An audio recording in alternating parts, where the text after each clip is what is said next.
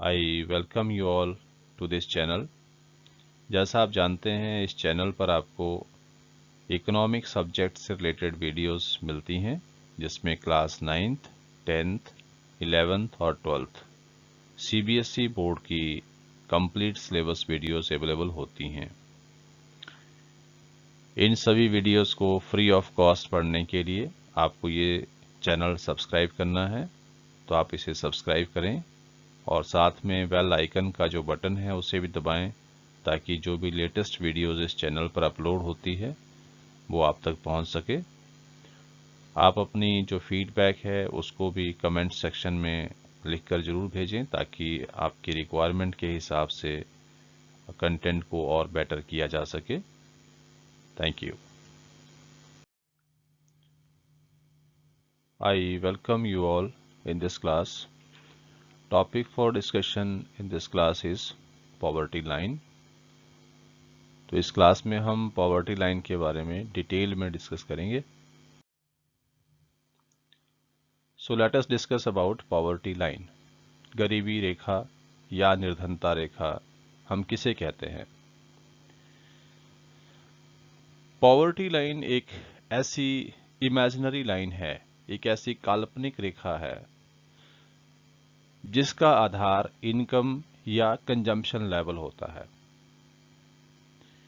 किसी व्यक्ति का जो कंजम्पशन है नेसेसिटीज ऑफ लाइफ पर, अर्थात रोटी, कपड़ा, मकान, शिक्षा, चिकित्सा, उस पर जो वो मिनिमम एक्सपेंडिचर करता है, जितना अति आवश्यक है इन चीज़ों को पूरा करने के लिए, उस कंजम्पशन लेवल को हम एक इमेजिनरी लाइन मान लेते हैं।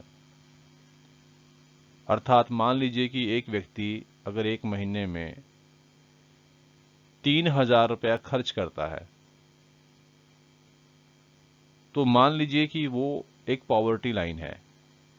अर्थात अगर 3,000 रुपये में किसी व्यक्ति की अपनी एक महीने में जो उसकी ज़रूरतें हैं वो पूरी हो रही हैं, तो इसका मतलब है कि जो गरीबी रेखा है वो 3,000 रुपये से डिसाइड होगी। जो व्यक्ति 3,000 रुपया अपनी मिनिमम रिक्वायरमेंट को पूरी करने के लिए खर्च कर सकता है, वो गरीब नहीं है।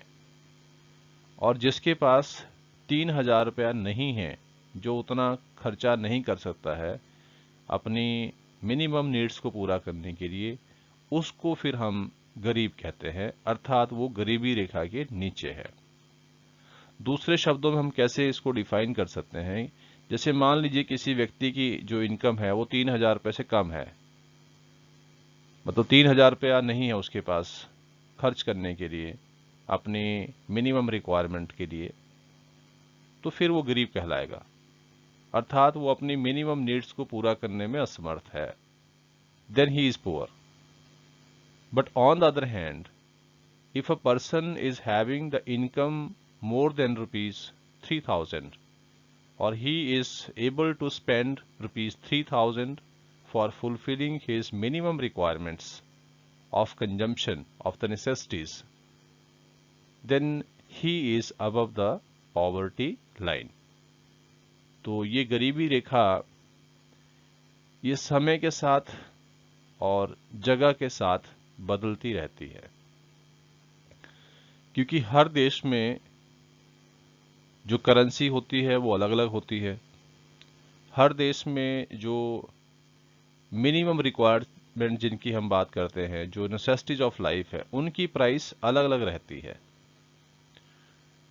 और ये वस्तुएं भी अलग अलग हो सकती हैं। हर देश का अपना एक कल्चर है, वहाँ हर देश की अपनी कुछ नेसेसिटीज हैं और उन नेसेसिटीज की प्राइस भी अलग अलग होती है, तो नेचुरली है कि वो खर्चा भी अलग अलग होगा। इस तरह से हम ये कह सकते हैं कि जगह के हिसाब से, या ये जो पॉवर्टी लाइन है ये अलग अलग देशों में अलग अलग अमाउंट से फिक्स होती है, क्योंकि वहाँ पर जो लोग एक्सपेंडिचर जो लोग करते हैं नेसेसिटीज पर, वो नेसेसिटीज सभी देशों में एक जैसी नहीं होती हैं। हालांकि होता रोटी, कपड़ा, मकान, शिक्षा, चिकित्सा ही होता है, लेकिन उनका भी जो स्टैंडर्ड है या प्राइसिंग है वो डिफरेंट डिफरेंट रहती है। दूसरी बात कि ये समय के साथ भी बदलती रहती है। समय के साथ बदलने का मतलब क्या है? जैसे जैसे महंगाई बढ़ती है तो पॉवर्टी लाइन का जो कट ऑफ है या जो जितना मिनिमम खर्चा होना चाहिए उसका जो कट ऑफ होता है वो भी समय के साथ साथ बढ़ता रहता है।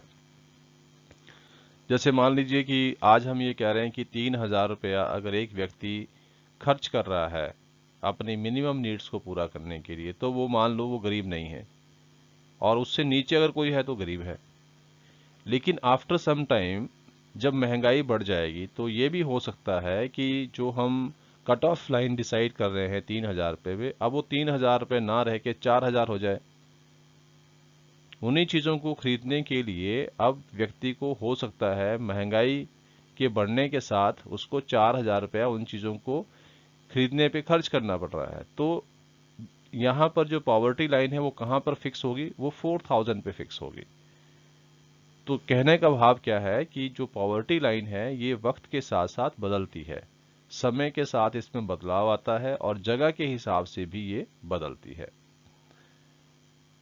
अब अगर हम इंडिया की बात करें तो इंडिया में जो पॉवर्टी लाइन डिसाइड होती है वो minimum level of food requirement पर डिसाइड होती है, यानी clothing, footwear, fuel, light, educational and medical requirement के हिसाब से। तो जो भी नेसेसिटीज हैं एक व्यक्ति की, तो उन चीज़ों की जो एक लिस्ट है कि क्या क्या चीज़ें ज़रूरी हैं, उसके हिसाब से पहले उनकी एक डिसाइड किया जाता है कि कौन कौन सी आइटम्स होंगी जो उस मिनिमम एक्सपेंडिचर में रखी जाएंगी, और उसके बाद फिर जितनी क्वांटिटी जो है वो परचेज करनी ज़रूरी होती है। मतलब एक क्वांटिटी डिसाइड होगी कि हाँ इस चीज़ की इतनी क्वांटिटी हमें परचेज करनी है एक व्यक्ति की रिक्वायरमेंट के हिसाब से, जो उसकी नेसेसिटीज़ को पूरा करती है। उन क्वांटिटीज़ को फिर उनकी प्राइस से मल्टीप्लाई करते हैं। इस तरह से जो खर्चा है वो फिर रुपीस में कन्वर्ट होता है। इंडिया के हिसाब से अगर हम बात करें तो फिर वो रुपीस में कन्वर्ट होता है। तो इस तरह से जो हम कैलकुलेशंस करते हैं उसके हिसाब से जो कंजम्पशन एक्सपेंडिचर रिक्वायर्ड होता है उसको हम कैलकुलेट करते हैं। अगर हम इंडिया में ग्रामीण क्षेत्रों के बारे में बात करें तो जो व्यक्ति ग्रामीण भारत में 816 रुपया एक महीने में खर्च कर सकता है वो व्यक्ति गरीब नहीं है।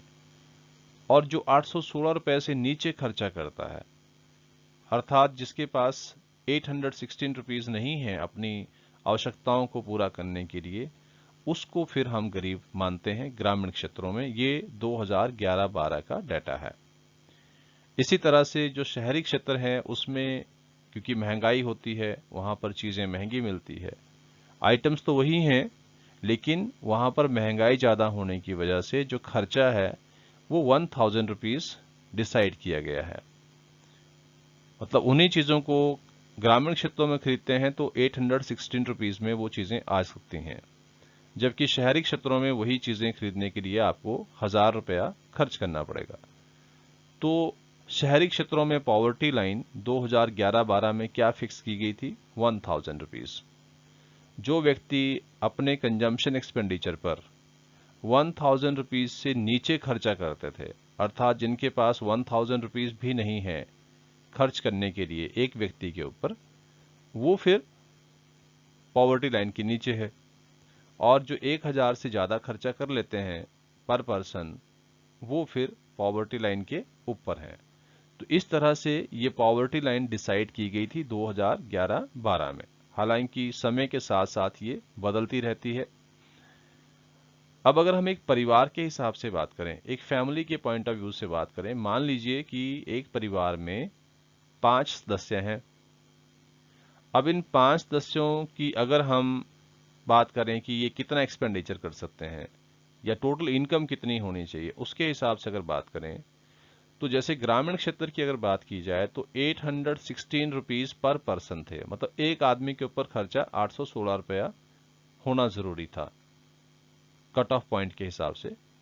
तो अगर 5 लोग हैं तो फिर इसका मतलब क्या है कि एक महीने में जो व्यक्ति, जो परिवार जिसमें 5 सदस्य हैं, अगर वो 4080 रुपया खर्च करते हैं या उससे ऊपर खर्च करते हैं तो फिर वो गरीब नहीं कहलाएंगे। लेकिन अगर उनके पास एक महीने में 4080 रुपये से नीचे, उससे कम उनका कंजम्पशन एक्सपेंडिचर होता है, अर्थात उनके पास उतना पैसा भी नहीं है कंजम्पशन करने के लिए, then they are below the poverty line. तो वो परिवार जो है वो गरीबी रेखा के नीचे माना जाएगा। इसी तरह से अगर हम शहरों की बात करें तो शहरों में जैसे अभी देखा था हमने कि पर पर्सन 1000 रुपीज जो है वो मिनिमम एक्सपेंडिचर होना चाहिए।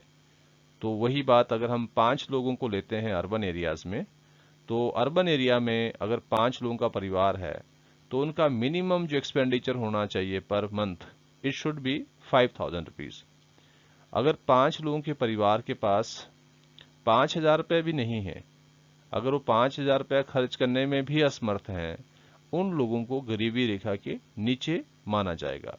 मतलब यहाँ जो कट ऑफ पॉइंट है पॉवर्टी के लिए वो कितना है, 5000 rupees from the view point of the family where the total number of members are 5।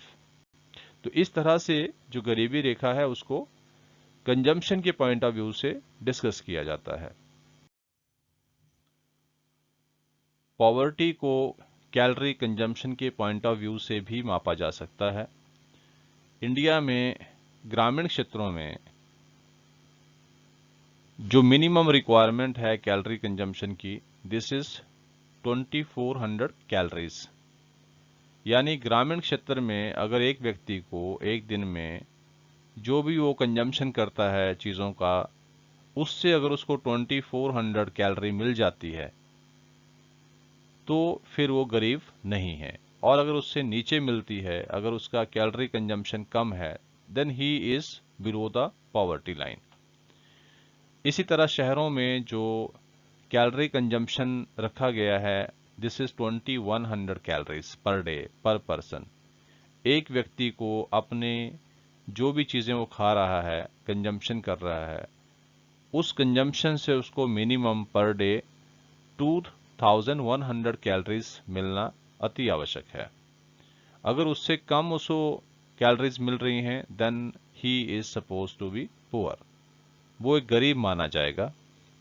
अब आप देख रहे हैं यहाँ पर ग्रामीण क्षेत्रों के लिए कैलोरीज ज़्यादा रखी गई हैं 2400, जबकि शहरी क्षेत्रों के लिए कम है 2100। तो इस डिफरेंस का कारण क्या है कि ग्रामीण क्षेत्रों में जो लोग काम करते हैं वो ज़्यादातर शरीर से काम करते हैं, मतलब ज़्यादा मेहनत उनको करनी पड़ती है, इसलिए उनका जो कैलोरी कंजम्पशन रिक्वायर्ड है वो भी ज़्यादा रखा गया है। इंडिया में पॉवर्टी लाइन का एस्टिमेशन हर 5 साल में एक बार होता है। इसका estimation national sample survey organisation के द्वारा किया जाता है, जिसको हम NSSO भी कहते हैं। NSSO के द्वारा हर 5 साल के बाद ये एस्टिमेट किया जाता है कि एक व्यक्ति की जो मिनिमम रिक्वायरमेंट्स हैं, जो नेसेसिटीज ऑफ लाइफ है, उसको पूरा करने के लिए एक व्यक्ति को कितना खर्चा करना पड़ता है। क्योंकि कीमतों में बदलाव होता है, तो 5 साल के बाद कीमतें बढ़ चुकी होंगी, तो नेचुरली है कि जो मिनिमम कंजम्पशन एक्सपेंडिचर रिक्वायर्ड है वो भी बदलेगा। जैसे 2010 में हमने ग्रामीण क्षेत्रों के लिए पढ़ा था 816 रुपया पर पर्सन की ज़रूरत थी, और शहरी क्षेत्रों में ये 1000 रुपीज़ पर पर्सन था मिनिमम एक्सपेंडिचर रिक्वायर्ड। लेकिन अभी जैसे हम 10 साल आगे आ चुके हैं तो इसमें बढ़ोतरी हुई होगी। तो इस तरह से हम ये कह सकते हैं कि हर 5 साल के बाद इंडिया में जो पॉवर्टी लाइन का कट ऑफ है या पॉवर्टी लाइन है वो डिसाइड होती है। जो कट ऑफ पॉइंट्स हैं वो डिसाइड होते हैं कि कितना खर्चा जो है ग्रामीण क्षेत्रों में होना चाहिए ज़रूरी, और कितना शहरी क्षेत्रों में जो खर्चा है वो होना चाहिए। तो इस हिसाब से इंडिया में पॉवर्टी लाइन को कैलकुलेट किया जाता है हर 5 साल के बाद, और इसको कैलकुलेट करता है NSSO। अब बात करते हैं इंटरनेशनल कंपैरिजन की। जो डेवलपिंग कंट्रीज हैं उनमें हम किस तरह से कंपैरिजन करते हैं। तो बहुत सारे जो इंटरनेशनल ऑर्गेनाइजेशंस हैं जैसे कि वर्ल्ड बैंक है, उन्होंने पॉवर्टी लाइन को कैलकुलेट करने के लिए एक यूनिफॉर्म स्टैंडर्ड को यूज़ किया है। मतलब सभी देशों के लिए एक जैसा ही स्टैंडर्ड उन्होंने डिसाइड किया है, और वो क्या है, minimum ability of equivalent of $1.90 पर पर्सन पर डे। इसको दूसरे शब्दों में आप यूं कह लीजिए कि अप्रोक्सीमेटली एक दिन में $2 का खर्चा अगर एक व्यक्ति के ऊपर हो रहा है तो फिर वो गरीब नहीं है डेवलपिंग नेशंस में। ये स्टैंडर्ड है किसका, वर्ल्ड बैंक का। I hope that you like this content. So dear students, if you find this content meaningful and helpful to you, then please share it to other students also, so that they can also be benefited from this. Thank you.